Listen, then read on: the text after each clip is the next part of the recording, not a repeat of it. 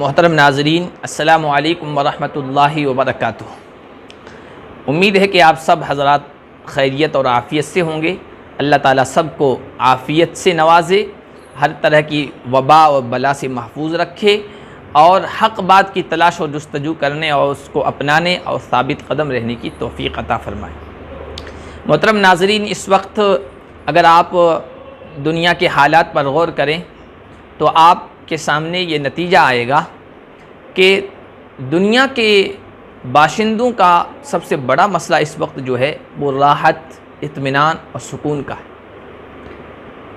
इस धरती पर, ज़मीन पर रहने वाले हर बाशिंदे को आप देखें, उसकी तगोदो को, उसकी दौड़ धूप को, उसकी दिन रात की कोशिशों को, तो उसका मकसद आपको नज़र आएगा।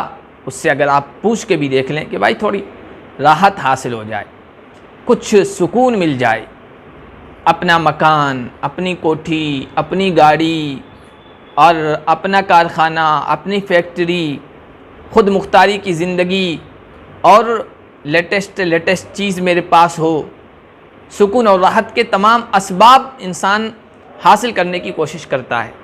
ये अपना मकान, फिर मकान के अंदर पंखे से लेकर कूलर तक और फ्रिज से लेकर एयर कंडीशन तक, ये सब चीज़ें जो हासिल की जा रही हैं, उनका मकसद क्या है कि आराम हासिल हो जाए, सुकून मिल जाए।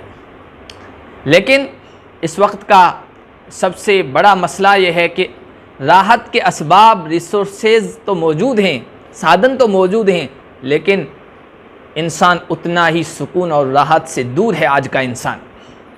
जबकि आज से 60-70 साल या एक सदी पीछे देखें, हमारे जो पुरखे थे, बड़े थे, उनको ये सब चीज़ें हासिल नहीं थी, लेकिन दिलों का सुकून उन्हें हासिल था। उसकी वजह क्या है? उसका रीज़न क्या है? सबब क्या है? सबब ये है कि दिल का जो सुकून और क़ल्बी जो राहत हासिल होती है वो ईमान और यकीन की वजह से।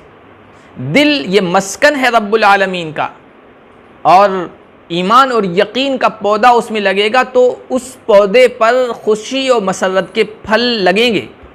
फिर इंसान चाहे खलवत में हो, चाहे जलवत में हो, चाहे मजमा में हो, चाहे तन्हाई में हो, जंगल में हो, मंगल में हो, घर में हो, बाज़ार में हो, उस मसरत खुशी का असर वो हर जगह देखेगा। वरना बज़ाहिर ये सब चीज़ें होंगी लेकिन सुकून हासिल नहीं होगा। ईमान और यकीन, अल्लाह की फरमाबरदारी और रसूल की इताअत, ये दिल के अंदर आ जाए तो फिर इंसान खुशी और मसरत हासिल करेगा और एक कामयाब ज़िंदगी गुजारेगा। फिर चाहे वो कूखे फ़कीरी में हो या काखे उमरा में हो, वो झोंपड़ी में हो या शानदार बंगले में हो, वो चाहे एक छोटे से ज़रिए माश का मालिक हो या बहुत बड़ी दौलत का मालिक हो, कारखानों फैक्ट्रियों का मालिक हो, उसे सुकून हासिल होगा। इमाम अहमद बिन हम्बल रहमतुल्लाहि अलैह, जिनसे मोहब्बत अहले सुन्नत वल जमात होने की निशानी और अलामत है, उनकी ज़िंदगी उठाकर देख ले। बज़ाहिर सादा सा सफ़ेद कपड़ा पहना करते थे, उस पर पैबंद लगे रहा करते थे, और जब कभी फट जाता था खुद कारी लगा लेते थे, पहन लेते थे। उनकी जो रहने की जगह थी वो 3 कमरे थे जो मिट्टी के बने हुए थे, वही उनकी रिहाइश थी, और रोटी के चंद टुकड़े जैतून के तेल में लगाकर डालकर खा लिया करते थे। और फिर हदीस की तलब में और तलाश में मुसलसल सफ़र में भी रहा करते थे। हुक्मरानों की तरफ से बज़ाहिर परेशानियाँ, रुकावटें और आजमाइशें भी आई। जूता जो पहना करते थे, उनकी जो बायोग्राफ़ी लिखने वाले हैं सीरत निगार, उन्होंने लिखा कि 17 साल तक जूता पहने रहे। जब कभी फट जाता था टाँक लेते थे, पैबंद लगा देते थे खुद अपने हाथों से, और इस तरह उन्होंने ज़िंदगी गुजारी। उनकी ज़िंदगी पढ़ें तो सबसे कामयाब ज़िंदगी, खुशी वाली ज़िंदगी, मसरत वाली ज़िंदगी, सआदत वाली ज़िंदगी उनकी थी। हालांकि बज़ाहिर गरीबी थी और बज़ाहिर परेशानियां थी, लेकिन दिल के अंदर यकीन था, ईमान की कैफियत थी, आखिरत के तलबगार थे, जन्नत के मुतलाशी थे, अल्लाह की तरफ से अजर व सवाब के उम्मीदवार थे, और ईमान की दौलत से माला माल थे।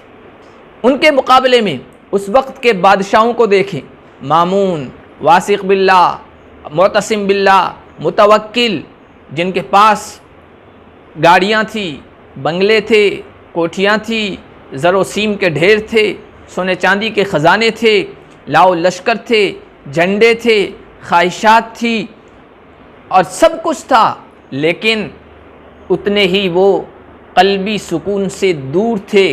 बगावतों के अंदेशे, शोरिशों के अंदेशे, दुश्मनों के हमलावर होने के इम्कानात और तरह तरह की परेशानियां उनके सामने थी। यहाँ तक कि जब उनका आखिरी वक्त आया तो वो अफसोस करते हुए इस दुनिया से गए हैं, अल्लाह के हुजूर शर्मसारी का और नदामत का इजहार करते हुए इस दुनिया से गए हैं, परेशान इस दुनिया से गए। इसी तरह शेखुल इस्लाम इब्न तैमिया रहमतुल्लाह अलैह की मिसाल ले लीजिए। अपने वक्त के शेखुल इस्लाम थे, न बीवी बच्चे, न घर बार, न मालो दौलत, न मनसब ओहदा, जामे मस्जिद दिमश्क के एक कमरे में रहा करते थे। बज़ाहिर उनके पास कुछ भी नहीं था, 2 कपड़े थे जिनको बदल लिया करते थे, एक को धो लेते थे, दूसरे को पहन लिया करते थे, फिर दूसरे को धोते थे और पहले वाले को पहन लिया करते थे। इस तरह उन्होंने ज़िंदगी गुजारी। कभी मस्जिद की चटाई पर, फर्श पर सो जाया करते थे, लेकिन बज़ाहिर इन हालात के बावजूद कैसी सुकून भरी ज़िंदगी थी।